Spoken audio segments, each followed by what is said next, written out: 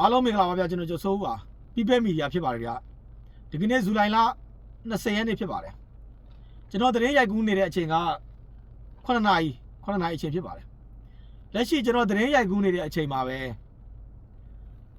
ပခုတ်ကူမြို့ပေါ်ပခုတ်ကူမြို့နယ်တခွင်လုံးပြီးရင်ကျွန်တော်တို့ရေစကြိုကံမမြိုင်ဒီတကြောလုံးမှာလျှက်စစ်မီတွေပြတ်တောက်နေပါတယ်ပြတ်တောက်ရခြင်းအကြောင်းရင်းကဇူလိုင်လ19ရက်နေ့က NUG လက်အောက်ခံရေစကြို PDF အဖွဲ့တွေကပခုတ်ကူညောင်မင်းကြီးပင်မဓာတ်ခွဲရုံကိုတော်တန်းထားတဲ့မဟာဓာတ်လိုင်းတာဝါတိုင်းအမှတ်340ကိုမိုင်းခွဲဖျက်ဆီးပလိုက်ပါတယ်မိုင်းခွဲဖျက်ဆီးပလိုက်တော့ကျွန်တော်ဒီတကြောလုံးမှာမီးတွေပြတ်နေပါတယ်ဒီအဖွဲ့ကမဟာဓာတ်လိုင်းတာဝါတိုင်းကိုမိုင်းခွဲဖျက်ဆီးတဲ့အဖွဲ့က NUG လက်အောက်ခံ PDF အဖွဲ့ပါဒီ PDF အဖွဲ့တွေပဲမိုင်းခွဲဖျက်ဆီးပါတယ်ကျွန်တော်တို့ပြီးခဲ့တဲ့ကာလမှာရောဒေတာပြီးရင်ကျွန်တော်တို့ဒီရေစကြိုမြေရှိဒေတာရှမ်းမတောင်တောင်တန်းဒေတာအဲ့ဒီ area တွေမှာဘာကဘတွေတကယ်ကိုတောင်းကျမ်းခဲ့ပါတယ်လက်ရှိမှာကျွန်တော်ဘာကဘတွေအငုတ်တွေကနေပြီးတော့ကျွန်တော်ပြန်ပြီးတော့ရှင်းသန်လာတယ်ပေါ့ဗျာအဲ့စနစ်တွေပြန်ပြီးတော့ဒီ area မှာကြီးထွားတယ်ပေါ့လက်ရှိကျွန်တော်တို့ဒီ NUG အဖွဲ့ရဲ့သူတို့ရဲ့သွားနေတဲ့လမ်းစဉ်နဲ့ဘာကဘရဲ့သွားခဲ့တဲ့လမ်းစဉ်ပေါ့ဒီလမ်းစဉ်တစ်ခုကကျွန်တော်တို့တစ်ထပ်တည်းကြပါတယ်စကလုံးအတုံးတုံးနေတာကျွန်တော်တို့ကွာခြင်းကွာပါလိမ့်မယ်သူတို့ရဲ့လုံမှုကြိုင်မှုတွေကအတူတူပါပဲကျွန်တော်ဒီနေရာမှာဘာကဘလမ်းစဉ်ပေါ့အဲ့တော့ဘာကဘလမ်းစဉ်အချိန်တော့ကသူတို့ကအစိုးရရန်နေရာပြတ်ဖို့ဆိုပြီးတော့လျှက်စစ်တာဝါတွေတို့ချိုးတယ်ကျွန်တော်တို့ပြီးရင်ကျွန်တော်တို့တရားတွေချိုးတယ်မိုင်းတွေခွဲတယ်စာတင်ကျောင်းတွေဖျက်ဆီးတယ်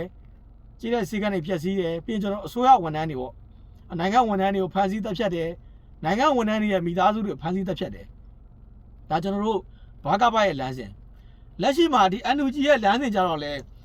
စီရေးရမဟာဗျူဟာအရအရေးပါလို့လျှက်စစ်တာဝါတိုင်းတို့မိုင်းခွဲတယ်စီရေးရမဟာဗျူဟာကြလို့လျှက်စစ်တာဝါတိုင်းတို့မိုင်းခွဲတယ်ပြီးရင်ကျွန်တော်ဆေးရုံဆေးကန်းတွေမိုင်းခွဲတယ်အစိုးရရန်နေရမလို့ပြီးရင်ကျွန်တော်ဆက်သွယ်ရေးတာဝါတိုင်းမိုင်းခွဲတယ်ပြီးရင်ကျွန်တော်တို့ဒီလူကဒလန်မလို့ဒလန်မိသားစုဒါကကျွန်တော်တို့စစ်ကောင်စီရဲ့တောက်တိုင်မလို့သူသားသမီးရောက်ဝန်ထမ်းတွေလုံနေလို့ဒီလိုပုံစံနဲ့တပ်ဖြတ်တယ်အဲ့တော့ကြောရိုးကအတူတူပဲဘာကဘရဲ့လမ်းစဉ်ကကျွန်တော်တို့အစိုးရရဲ့ရန်နေရတွေမလို့ဆိုပြီးတော့ခင်ဗျားအဲ့မှာတရားတွေမိုင်းခွဲဖျက်ဆီးပလိုက်တယ်လျှက်စစ်တာဝါတွေမိုင်းခွဲဖျက်ဆီးပလိုက်တယ်နိုင်ငံဝန်ထမ်းတွေရဲ့မိသားစုတွေပြည်သူတွေကိုခေါင်းစဉ်မျိုးနဲ့ပေးပြီးတော့တတ်ခဲ့ကြတယ်အတူတူပဲတော့ခင်ဗျားသူတို့ရဲ့စကလုံးအသုံးတုံးနေတာကွဲရင်ကွဲလိုက်မယ်သူတို့ရဲ့လုံနီးလောက်ဟန်နေအတူတူပဲပြီးရင်အဲ့ဒီမှာကျွန်တော်တို့ဘာကဘာကတော့ဗျာကျွန်တော်တော်တွင်လက်နက်ကင်ရက်တီဖို့ဆိုပြီးတော့ကြေးရွာတွေကိုအခြေခံတယ်ကြေးရွာတွေကိုအခြေခံပြီးတော့ကျွန်တော်တို့ရိတ်ခါတောင်းတယ်လူတောင်းတယ်ပြီးရင်ကျွန်တော်လက်နက်ခဲမှုတောင်းတယ်သူတို့ရဲ့ဝေယဝိဆသူတို့ရဲ့ကုန်ကြစိတ်တွေအားလုံးကိုဘာကဘာတွေရဲ့တုံးဆွဲတဲ့ကုန်ကြစိတ်တွေအားလုံးကိုပြည်သူလူထုကခံရတယ်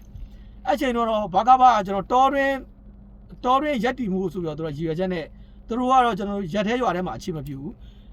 ရက်ရွာတွေရဲ့အနီးမှာသူတို့စကန်တွေချတယ်အဲ့ဒီစကန်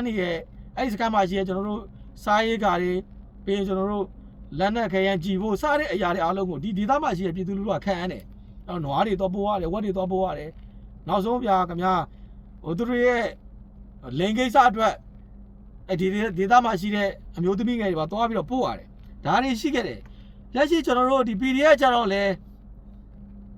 ငါတို့တော်လိုင်းရေးအတွက်ငါတို့စစ်ကောင်စီပြုတ်ကြဖို့ငါတို့ကຫນွေဦးတော်လိုင်းအောင်မြင်ဖို့ဆိုတဲ့ခေါင်းစဉ်အောက်ကနေပြီးတော့ဒေသခံပြည်သူတွေကိုလက်နက်ခဲယမ်းမှုတောင်းတယ်ရိတ်ခါတွေတောင်းတယ်လူသစ်စုတယ်ပြီးရင်မပေးတဲ့သူကိုဒလန်ဆိုပြီးခေါင်းစဉ်အောက်ကနေတတ်တယ်ခင်ဗျလမ်းစဉ်တွေကြောရိုးတွေအတူတူပဲဘာကဘာနဲ့ NUG ကသူတို့ရဲ့ကြောရိုးတွေအတူတူပဲအဲ့ဒါစကလုံးအသုံးတုံးနေတာကွာလိုက်မယ်အရင်တော့ကျွန်တော်တို့ဒါကတော့ဗျာဘာကဘာတော့ဒါသူတို့အစိုးရရန်နေအောင်လို့ဖြတ်တယ်ကွာမိုင်းခွဲတယ်ကွာကိုင်းတယ်ကွာလှုပ်ပြလိုက်ကြဒီဘက်ကျတော့ NUG ကြတော့ဒါကကျွန်တော်တို့စစ်ကောင်စီရန်နေရစစ်ကောင်စီတောက်တိုင်းပေါ့ဗျာဒီတော့လောက်ရတယ်ပေါ့အတူတူပဲဘာမှကျွန်တော်တို့နိုင်ငံရေးခံယူချက်တွေလည်းဘာမှမရှိဘူးလက်ရှိခင်ဗျာ NUG ဆိုတာဘာနိုင်ငံရေးခံယူချက်မှမရှိဘူးဒီမဟာဓာတ်လိုက်တာဝါတိုင်းဆိုတာကနံပါတ်1အဲ့ဒီမှာကျွန်တော်ဖုန်းကြောင်းတွေမီးပေးထားရတယ်ဖျားစေတီတွေမီးပူဇော်ထားတယ်မီးပေးထားတယ်ဗျာ ပြီးကျွန်တော်ဆေးရုံဆေးကန်းနေမိပေးထားတယ်လက်ရှိမှာခင်ဗျာအဲ့မှာပကုတ်ကူဆေးရုံမှာခွဲလူနာတွေဒုက္ခရောက်နေတယ်ခွဲလူနာတွေကျွန်တော်တောက်လျှောက်ရေးပေါ်လူနာတွေအောက်ဆီဂျင်ပေးထားတဲ့နေရာတွေတော်တော်လေးအခက်အခဲဖြစ်နေတယ်အခက်အခဲပြီးတော့ကျွန်တော်မီးစက်တွေမောင်းပြီးချလုံနေရတယ်အဲ့တော့ပြည်သူလူထုကလည်းသိရမှာကဒီ NUG ဆိုတဲ့အုပ်စုတွေကဒီအတိုင်းဝိုင်းတွေကသူတို့ကဘာနိုင်ငံရေးခံယူကြမှာမရှိဘူးဘာနိုင်ငံရေးခံယူကြမှာမရှိဘူးကျွန်တော်ရှင်းပြသလိုပဲဘာကဘာရဲ့ကြောနဲ့အတူတူပဲစကလုံးအသုံးလုံးတွေကကွာရင်ကွာလိုက်မယ်သူတို့ရဲ့လုံနီးလောက်ရနေကဘာကဘာရဲ့လုံနီးလောက်ရနေဘာကဘာရဲ့အသုံးလုံးတွေဘာကဘာရဲ့လမ်းစဉ်တွေအတိုင်းပဲသွားတာပဲလမ်းစဉ်တွေအတိုင်းပဲသွားတာပဲအဲ့ဒီရေစကြိုဒေသမှာဘာကဘာတက်လို့ဘာကဘာလမ်းစဉ်ကိုအယုံကြည်မရှိလို့ဆိုပြီးတော့တော်ရလုံးမီးမြိုက်ခဲ့တဲ့ဟာတွေတော်ရလုံးတက်ခဲ့တဲ့ဟာတွေရှိသေးတယ်ယနေ့ထိရေစကြိုမြေရှိဒေသမှာလည်းထုံးနီးတူပဲယနေ့ထပ်ပြီးတော့အဲ့ဒီပုံစံပြန်ဖြစ်နေတယ်အဲ့ဒီပုံစံပြန်ဖြစ်နေတယ်ဒါကြောင့်ကျွန်တော်တို့ကဒီနေရာမှာဒီလက်ရှိ PDF တွေကြီးစိုးတဲ့ area မှာတော့ပြည်သူလူထုကတော့ကျွန်တော်တို့တွားပြီးတော့နီးတဲ့ရဓာတ်ကိုကြောက်ရတဲ့ခါမှာပြည်သူလူထုကဘာမှမလွန်ဆန်နိုင်ဘူးသို့တော်လည်းပဲလုံးလို့ရတာကကျွန်တော်ဒီပြည်ပမှာရှိနေတဲ့နိုင်ငံသူနိုင်ငံသားတွေခင်ဗျားတို့အနေနဲ့ခင်ဗျားတို့ဒီ NUG အုပ်စုကိုထောက်ပံ့နေတာကခင်ဗျားတို့ဘာကပလမ်းစဉ်ရှင်းတာအောင်ခင်ဗျားတို့တွားပြီးတော့မီးထိုးပေးနေတာသူတို့မှဘာနိုင်ငံရေးလမ်းစဉ်မှမရှိဘူးဘာခံယူကြမှမရှိဘူးလက်ရှိမှာ PDF တွေဓမြတွေဖြစ်ကုန်ကြပြီဒါကြောင့်ကျွန်တော်တို့ကဒီလက်ရှိဒီပြည်ပမှာရှိနေတဲ့ကျွန်တော်ရဲ့နိုင်ငံသားတွေကျွန်တော်တို့ရဲ့ညီကိုတွေကျွန်တော်မောင်နှမတွေခင်ဗျားတို့ရဲ့လုံအားကားတွေခင်ဗျားတို့ရဲ့ချွေးနှဲစာတွေနဲ့ဒီအကြမ်းဖက်အုပ်စုတွေရှင်သန်မှုအတွက်ခင်ဗျားတို့ပတ်စံတွေဆက်ပေးနေကြမှာလားဒါမှမဟုတ်ခင်ဗျားတို့မိသားစုတွေကိုဒီဒေသနဲ့ရအောင်ဆွတ်ထုတ်ပြီးတော့လုံခြုံတဲ့နေရာမှာသူတို့ရှင်သန်အသက်ရှင်ရက်တည်လို့ရအောင်ခင်ဗျားတို့ထောက်ပံ့ပါလားခင်ဗျားတို့ကိုယ်ရွေးချယ်ဖို့လိုပြီခင်ဗျားတို့ကိုယ်ရွေးချယ်ဖို့လိုပြီလက်ရှိခင်ဗျာအညာဒေသစစ်တလင်းဖြစ်ဖို့တော့ကပြည်ပမှာရှိတဲ့ကျွန်တော်တို့နိုင်ငံသားတွေရဲ့ကြည်စံတွေကြောင့်ခင်ဗျားတို့ဝယ်ပေးလိုက်တဲ့လက်နက်တွေကြောင့်ပြာချခဲ့ရတာခင်ဗျားတို့သေချာစဉ်းစားပါ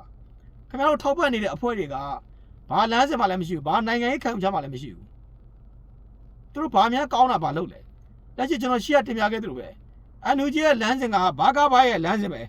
့တော့ဘာကဘာဆိုတာလေကျွန်တော်တို့ဒါတို့တောထဲမှာပဲအချင်းချင်းဖြုတ်ထုတ်သက်လုပ်ပြီးတော့နောက်ဆုံးမှာပျောက်သွားခဲ့ရတယ်မြေအောက်မှာပဲပျောက်တာနော်မြေပေါ်မှာပျောက်တာမဟုတ်ဘာကဘာကမြေပေါ်မှာပျောက်ခဲ့တာမဟုတ်မြေအောက်မှာပျောက်ခဲ့တာပဲ PDF NUG PDF ဆိုတာလေမကြခင်မှာကျွန်တော်တို့မြေပေါ်မှာပျောက်မဲ့အဖွဲ့မဟုတ်ဘူးမြေအောက်မှာပျောက်ရမယ့်အဖွဲ့ပါပဲတမတော်အနေနဲ့ပြက်ပြက်တသားတုတ်တင်မှာပြက်ပြက်တသားရှင်းလင်းမှာတိုင်းပြည်အတွက်ရှင်းတာပြည်သူလူထုအတွက်ရှင်းတာပြည်သူလူထုရဲ့အကျိုးစီးပွားအတွက်ရှင်းတမတော်ရဲ့နောက်မှာပြည်သူလူထုတန်းပေါင်းများစွာရှိတယ်အားလုံးကျေးဇူးတင်ပါတယ်နောက်ထပ်သင်ဖို့ဆက်ပြီးတင်ပြပေးချင်ပါလေဒါကတော့ကျွန်တော်တို့ဖာပုံမျိုးနယ်အခြေအနေပေါ့အဲ့တော့ကျွန်တော်တို့ကဒီဖာပုံနဲ့ပတ်သက်ရင်ဖာပုံမျိုးနယ်တိုက်ပွဲအခြေအနေနဲ့ပတ်သက်ရင်ဘာလို့ up to date တင်နေရလဲဆိုရင်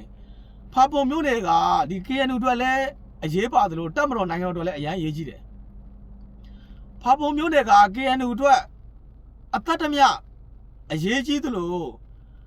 ုတမတော်နိုင်ငံတော်ကလည်းနိုင်ငံတော်ရဲ့အချုပ်အခြာအာဏာနိုင်ငံတော်ရဲ့ပိုင်နက်နယ်မြေအတွက်အရန်ကိုအရေးပါပါတယ်နှစ်ဖက်စလုံးအတွက်အရေးပါပါတယ်လက်ရှိမှာကျွန်တော်တို့ဒီKNL ရဲ့ဒါစေဦးစီးချုပ်ကသူကဒီတပ်မ9ကိုသူကတာဝန်ယူခဲ့ရတယ်ပေါ့ဗျာတပ်မ9ကိုတာဝန်ယူခဲ့တော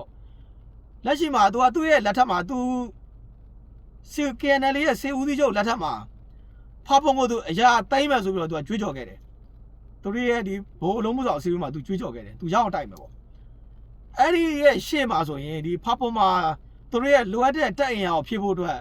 ်ဒီတာယာဝတီခရိုင်မှာရှိတဲ့တာယာဝတီတကြောပေါ့ဗျာတာယာဝတီတကြောက PDF တွေမုံတို့ကျွန်တော်ကြောက်ကြီးတို့ရွှေကျင်တို့ဒီ area မှာရှိတဲ့ PDF တွေကိုကျွန်တော်တို့ဒီဖာပုံကွင်ထဲကိုသူဆွဲသွင်းလာတယ်ပေါ့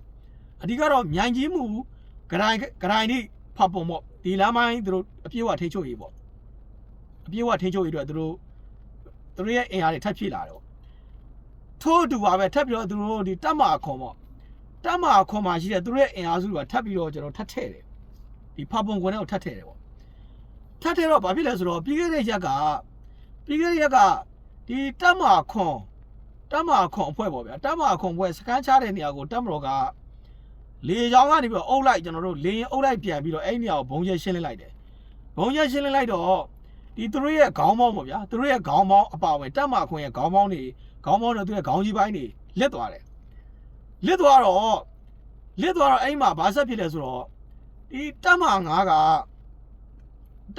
ကမင်းတို့ပြန်လို့မရဘူးမင်းတို့ပြန်ရင်ပြန်မယ်လမ်းကိုရွေးမှလားကြည်စံကိုရွေးမှလားအဲ့တော့မင်းတို့ပြန်မယ်ဆိုတော့ကြည်စံပဲရမယ်မင်းတို့ကြိုက်တာရွေးပေါ့ဗျာအပေါ်မှာနှစ်ဖက်ကသဘောထားကွဲလဲတယ်ကွဲလွဲပြီးတော့ကျွန်တော်တို့ဒီဇူလိုင်လ19ရက်နေ့မှာသူတို့ဒီဖတ်ပေါ်မှာရှိတဲ့တက်ရဲ့စကန်ရဲ့တက်ရဲ့ viewer ကိုသူတို့အင်အားလုံးနဲ့တိုက်တယ်တိုက်တဲ့ခါမှာတက်ကလည်းကျွန်တော်တို့လေချောင်းနဲ့တောက်လျှောက်ကိုကျွန်တော်တို့အချက်လက်ခိုင်ခိုင်မာအတီးကျကျနဲ့ကိုလေချောင်းအုပ်လိုက်ပြန်ပြီးဘုံကျဲရှင်းလင်းမှုတွေလုပ်တယ်ဘုံကျဲရှင်းလင်းမှုတွေလုပ်တော့ကျွန်တော်ကတမ်းမာခွန်အဖွဲတွေကတော်တော်လေးလစ်သွားတယ်လေးရတဲ့အကြောင်းရင်းကနောက်မှကျွန်တော်ဒီတမ်းမာ9ပေါ့ဒီဖာပုံကိုကျွန်တော်တို့ဒီမူလာတိုက်တဲ့ဒီတမ်းမာ9ဖွဲတွေကသူတို့ကနောက်ကနေပြီးတော့ထောက်ဖို့လို့လုပ်တယ်တမ်းမာခွန်နဲ့ခုနကကျွန်တော်တို့ဒီတာယာရီခရိုင်က PDF တွေရွှေချင်းပြီးရင်ကျွန်တော်တို့ကြောက်ကြီးမုံအဲ့ဒီဒေတာက PDF တွေကတမ်းမာခွန်နဲ့ပူးတွဲပြီးတော့သူကရှေ့တန်းကိုကျွန်တော်တက်ရတယ်ရှေ့ကိုကျွန်တော်တို့တက်ရတယ်ပေါ့ဗျာတက်ရတဲ့ခါမှာသူတို့အထိကိုက်မှုတွေများတဲ့ပြင်နောက်တော့ဗာပြဿနာထက်လဲဆိုတော့လိုအပ်တဲ့လက်နက်ခဲယမ်းတွေမပံ့ပိုးနိုင်ဘူးပြီးရင်ကျွန်တော်တို့စားရိတ်ကတွေမပံ့ပိုးနိုင်ဘူးမပံ့ပိုးနိုင်တော့အဲ့မှာရှိတဲ့ကျွန်တော်တို့တက်မာခွန်ကအဖွဲကဒီတက်မာ9ကကျွန်တော်တို့ဒီထောက်ဖို့ကင်တဲ့အဖွဲတွေနဲ့ပြစ်ကြခတ်ကြမှုတွေဖြစ်ရောပြစ်ကြခတ်ကြမှုတွေဖြစ်နှစ်ဖက်အမှာကျွန်တော်တို့ဟိုတိုက်ပွဲတွေနှစ်ဖက်သူတို့ပြန်လာတိုက်ပွဲတွေဖြစ်တယ်တိုက်ပွဲတွေဖြစ်တော့အဲ့မှာကျွန်တော်တို့ဒီတက်မာ9ခေါင်းဆောင်တွေကမင်းတို့ပြန်မယ်ဆိုရင်မင်းတို့ဒီမှာကြည်စံမဲရမယ်ပြန်ရဲ့ပြန်ဆိုပြီးတော့ကျွန်တော်တို့အဲ့လိုနောက်ဆုံးအမိန့်ထုတ်လိုက်ရပြောတယ်လက်ရှိမှာတော့သူတို့ချင်းတိုက်ပွဲတွေဖြစ်တယ်ဖြစ်ရတဲ့အကြောင်းအရာသူတို့တော်တော်လေးစိတ်သက်ကြနေပြီတက်မာခွန်လာတယ်တက်မာခွန်မှာထိခိုက်ကြဆုံးမှုတွေဖြစ်တယ်တော်တော်လေးလစ်သွားတယ်တော်တော်လေးစိတ်သက်ကြတယ်ပြီးရင်ကျွန်တော်တို့တစ်ဖက်မှာလည်းဒီ PDF တွေလာတယ်ပေါ့ဗျာခုနကဘကိုးတိုင်းက PDF တွေတောက်လျှောက်လာတယ်သူတို့လည်းစိတ်သက်ကြနေတယ်နောက်ကအဓိကသူတို့လက်နက်ခဲယမ်းတွေမထောက်ပံ့နိုင်ဘူး KNU ရဲ့လက်နက်ခဲယမ်းရရှိရာကကျွန်တော်တို့ဒီကြားဖြတ်နေရတယ်ပေါ့လက်ရှိဒီတပ်မတော်ကလည်းဒီထားမြောက်မှာနေဆက်မှာရှိတဲ့ဒီ KNU ရဲ့ကြားဖြတ်တွေကိုတောက်လျှောက်ရှင်းတဲ့ခါမှာ KNU ရဲ့ဝင်ငွေရလမ်းဘလို့မှမရဘူးဥပမာဖြစ်ဗျာသူတို့ခင်ဗျခွက်ခေါက်မယ်ဗျာဘယ်လောက်လုံနိုင်မှာမလို့လည်းကဲလက်ရှိခင်ဗျအမေရိကန်ရဲ့ဒီနိုင်ငံရေးမူဝါဒပြောင်းလဲလာတဲ့ခါမှာ KNU ရဲ့ပတ်စံရရှိမှုကလည်းတော်တော်လေးကျသွားတယ်ကျသွားတော့ KNU ကရက်တီရတော်တော်လေးခတ်တယ်ဒီပြည်ပမှာရှိတဲ့ဒီ NUG အတိုင်းဝိုင်းတွေသူတို့အားပေးပါတယ်ဆိုတဲ့အဖွဲ့တွေကလည်းဘယ်လောက်ထောက်ပံ့နိုင်မှာလဲဗျာခင်ဗျားကလည်း AKG 1000တန်ဖို့ဘယ်လောက်ရှိလဲခင်ဗျာ1000ကျော်နေပြီ1000ကျော်နေ1000တော့မှခင်ဗျာ1000ခွဲလောက်ရှိနေပြီ AKG နော် AKG က1000တိုက်ပွဲဖြစ်ပြီဆိုရင်ခင်ဗျာကြီးပွားကိုအော်တိုဖြုတ်ရတာ1000ချင်းတော့ပြည့်လို့မရဘူးပြီးရင်ခင်ဗျာ40တလုံးရဲ့တန်ဖို့ RPG တလုံးရဲ့တန်ဖို့ပြီးရင်ဒီမှာရှိတဲ့လူတွေရဲ့ခင်ဗျာတိုင်းမဲ့သူတွေရဲ့ရိတ်ခါဆေးဝါလက်နက်ခဲယမ်းခင်ဗျာတိုက်ပွဲတစ်ပွဲဖြစ်ပြီဆိုရင်ကြက်သိန်းပေါင်း1000နဲ့ချီသုံးရတယ်1000နဲ့ချီသုံးရတယ်က1000နဲ့ချီမရှိဘဲနဲ့ခင်ဗျာဘလို့မှခင်ဗျာတိုက်လို့မရဘူး1000နဲ့ချီရှိတာတော့မှနောက်ထပ်အရန်ဆိုတာထက်ရှိတယ်တိုင်းကိုသိန်းနဲ့ချီကုန်တယ်လက်ရှိခင်ဗျာ KNU ကတော့ဗျာသူတို့မှာဟိုနံပါတ်1ကဒီသူတို့ကဒီဖတ်ပုံကိုရဖို့အတွက်သူတို့ထက်သမျှအင်အားတွေကုန်တယ်သူတို့ရဲ့ပေးထားတဲ့မတ်လုံးတွေအကုန်ကုန်တယ်အဲ့တော့အဲ့မှာကျွန်တော်တို့လက်ရှိ KNL ရဲ့စီဦးစီးချုပ်ပေါ့သူပြောခဲ့တာပဲ2026မှာစစ်ကောင်စီညီကုန်းချုပ်ရမယ်ပြောခဲ့တယ်ကျွန်တော်ကအများကြီးမပြောချင်ဘူးနေပြီးတော့ရင်မလာနိုင်ဘူးခင်ဗျားတို့ဖတ်ပုံရအောင်ရင်တိုက်ဖတ်ပုံရအောင်တိုက်ပွဲမှာနေပြီးတော့ရင်စဉ်းစားပြီးရင်ခင်ဗျားတို့အချင်းချင်းရင်ရားစီအရင်လို့လက်ရှိမှာခင်ဗျာတက်မာခွန်ကခေါင်းဆောင်ပိုင်းနေလေလေရင်တုတ်လို့လေရင်ဘုံကျဲလို့လက်သွားပြီကြံရှိတဲ့တက်မာခွန်ကအဖွဲတွေနဲ့ခုနကလာတဲ့ PDF တွေလက်ရှိစိတ်ဝန်းကွဲပြီးတော့တက်မာ9နဲ့သူတို့အချင်းချင်းဆက်ဆိုင်နေတာပြန်ဖြစ်နေပြီသူတို့ချင်းပြန်ဖြစ်နေပြီအဲဒါကတော့ KNL ရဲ့ကျွန်တော်စေဦးသီးချုပ်ကအမိတ်မနာခံတဲ့လူမှန်များအကုန်ပြစ်တာဆိုပြီးတော့ကျွန်တော်အမိတ်ထုတ်တာတယ်အဲ့တော့ကျွန်တော်ဆက်ကြည့်ရမှာဗျာကျွန်တော်ပြောချင်တာကလက်ရှိဒီတက်မာ9ရဲ့ခေါင်းဆောင်ဖြစ်ခဲ့တော့လက်ရှိ KNL ရဲ့စေဦးသီးချုပ်အနေနဲ့နေပြီးတော့မှရှိတဲ့ကျွန်တော်တို့ဟိုစစ်ကောင်စီခြုံငင်းရေးပေါ့ဗျာခင်ဗျားတို့ပြောတဲ့စစ်ကောင်စီခြုံငင်းခဏထားဖာပိုရင်တိုက်ဖာပိုနိုင်ပြီးတော့မှခင်ဗျားတို့ဆက်စကားပြောအားလုံးကျေးဇူးတင်ပါတယ်